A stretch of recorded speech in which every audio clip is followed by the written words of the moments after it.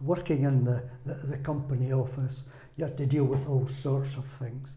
And one day the regimental sergeant major came in and said, I've got to fill in a form saying who is in charge of the regimental mascot. He said, but we need someone on paper who is officially in charge. Have you any objections to your name going down? So of course, I had no objections. About a month later, there was a bulletin posted saying that in celebration of the Battle of Balaclava, it was a centenary which had taken, the battle was in 1854, this was 1954, and to mark the occasion, there would be a parade and the Queen would be in attendance and Cruachan would be leading the parade. So we paraded up to the castle.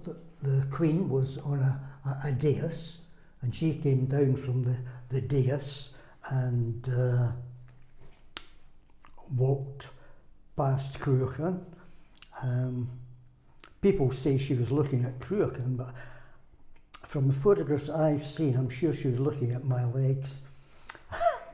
The parade was dismissed, whereupon I hurriedly went back to the stable, put him away, and rushed down to where the spectators had been gathered to meet my 17-year-old girlfriend, who later became my wife of 52 years, and together with another two friends of mine, we went for a coffee. And it was a successful end to a successful day, and I was quite proud of myself. There always seems to be a but, and this was a big but. I stayed overnight at home, and the following morning arrived at the castle about 9 o'clock, which was my usual time. I entered the castle, said good morning to the guard commander, who said, "You're under arrest." I smiled and carried on walking. He grabbed me and said, "You are under arrest." Why? Being absent from parade and AWOL. So I was duly once again before a disciplinary hearing, hat off, belt off, 1, 2, 1, 2, 1, 2, and told that I was being charged with being absent from parade. I said, "The last order was parade dismiss, sir." He said, "But you and Cruachan were supposed to meet the Queen."